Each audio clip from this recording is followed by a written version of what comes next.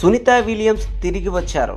Space X dragon capsule సహాయంతో Sunitha Williams దాదాపు 9 నెలల సుదీర్ఘ నిరీక్షణ తర్వాత భూమి మీదకు డ్రాగన్ క్యాప్సూల్లో సునీత విలియమ్స్ తిరిగి వచ్చారు. క్రూ 9 టీంలోని మరో 3 ఆస్ట్రోనాయిడ్లతో కలిసి భూమిపైకి తిరిగి ప్రయాణం ప్రారంభించిన సునీత విలియమ్స్ సుమారు 17 గంటల ప్రయాణం తర్వాత ఫ్లోరిడా సముద్ర తీరంపై పారాచూట్ల సాయంతో సేఫ్గా ల్యాండ్ అయ్యారు.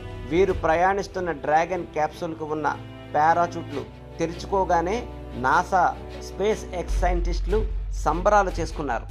భారత కాలమానం ప్రకారం మార్చి 19 తెల్లవారుజామున 3:27 ఫ్లోరిడా సముద్ర తీరంలో సునీత విలియమ్స్ ప్రయాణిస్తున్న డ్రాగన్ క్యాప్సూల్ ల్యాండ్ అయింది. బోయింగ్ స్టార్ లైనర్ అంతరిక్ష నౌకలో 8 రోజులు క్లుప్త పరీక్ష మిషన్ కోసం మొదట నిర్ణయించుకున్నప్పటికీ వాహనంలో ఊహించని సాంకేతిక సమస్యల కారణంగా దాదాపు 286 రోజుల అంతరిక్షంలో నిరీక్షణ తర్వాత ఎట్టకేలకు సునీత విలియమ్స్ భూమిని చేరుకున్నారు. ఈ 286 రోజులలో 4576 ఆర్బిట్స్ రౌండ్లను వీరు పూర్తి చేశారు. నిజంగా ఇదొక వండర్ రికార్డ్ అనే చెప్పాలి. సునీత విలియమ్స్ రాక కోసం యావత్ భారతదేశం ఎదురు చూస్తుంది. ఎట్టగేలకు ఆ శుభ క్షణాలు సంభవించాయి. సంపూర్ణ ఆరోగ్యంగా ఉన్నట్టు మనకి తెలుస్తోంది.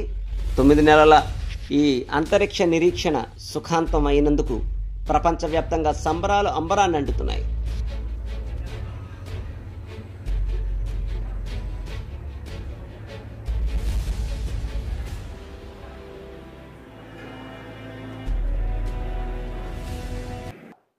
మరిన్ని ముఖ్యమైన వార్తా విశేషాల కోసం వేగా న్యూస్ ని సబ్స్క్రైబ్ చేయండి, షేర్ చేయండి, లైక్ చేయండి. Thank you all.